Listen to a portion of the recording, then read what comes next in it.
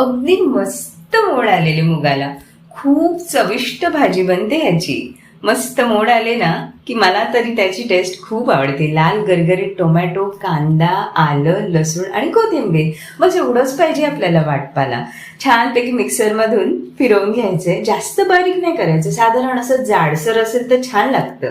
फोडणी करून घेतली आहे हिंग, मोहरी, जिऱ्याची. त्यामध्ये थोडीशी कोथिंबीर चवीला छान लागते. थोडासा कांदा परतून घेते. गुलाबी झाल्यानंतर सगळं वाटप आपलं त्याच्यामध्ये टाकून दिल्यानंतर जो काय सुवास येतो ना, आ हा हा. 2 चमचे मालवणी मसाला, हळद, सगळं एकजीव करून घेते. छान शिजतंय तोवर आपण कुकर लावून घेऊया. कुकरमध्ये खाली स्टँड पर्यंत पाणी घालायला नाही विसरायचं बिलकुल. त्यानंतर तांदूळ धुवून घेतले, त्यामध्ये दुप्पटीच्या प्रमाणात पाणी घातलंय.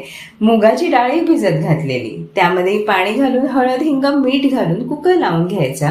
3 शिट्या येईपर्यंत बघायचं नाही त्याच्याकडे. घमघमाट सुटलाय ग्रेव्हीचा. आ हा, काय वास येतोय. ह्यामध्ये आता मूग जे मोड आलेले ना ते स्वच्छ धुवून घेतले आणि निवडून घेतले, ते ऍड केले. त्याचबरोबर बटाट्याचे थोडेसे तुकडेही ऍड केले आणि मीठ ऍड करून छान 1 पेला पाणी टाकून त्याला शिजवत ठेवायचे. तोवर इथे एक कढई ठेवली आहे, त्यामध्येही छान फोडणी करून घेतली आहे. मस्तपैकी कांदा, आलं, लसूण ह्याच्यामध्ये परतून घ्यायचे. कांदा थोडा तळून झाल्यानंतर बाजूला केलाय. त्यामध्ये आता कढईमध्ये आपण हिंग आणि मालवणी मसाला ऍड केलाय आणि हे कडवे वाले सोलून घेतले. त्यामध्ये मीठ टाकून थोडा वेळ मसाल्यात मुरण्यासाठी झाकून ठेवूया.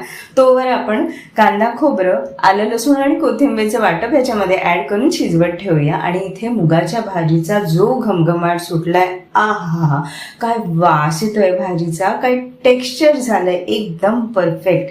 चपाती आणि भाकरी बरोबर खाण्यासाठी द बेस्ट कॉम्बिनेशन. वाव, किती अमेझिंग झाली आहे ना भाजी. इथे कुकरही गार झालाय, डाळही शिजली आहे, डाळीची फोडणीही झाली आहे. आता यामध्ये डाळ ओतून घेऊया. थोडंसं आमसूल टाकलंय, लाल तिखट, हळद अशी तिखटाची डाळ बनवली आज. खूप वरण सुंदर झालंय, उकळी आली आणि स्वयंपाक तयार आहे. कसं वाटलं आजचं जेवण कमेंट करून नक्की सांगा. आणि व्हिडिओ आवडला असेल तर प्लीज लाईक करा. पुन्हा भेटूया, तोपर्यंत बाय.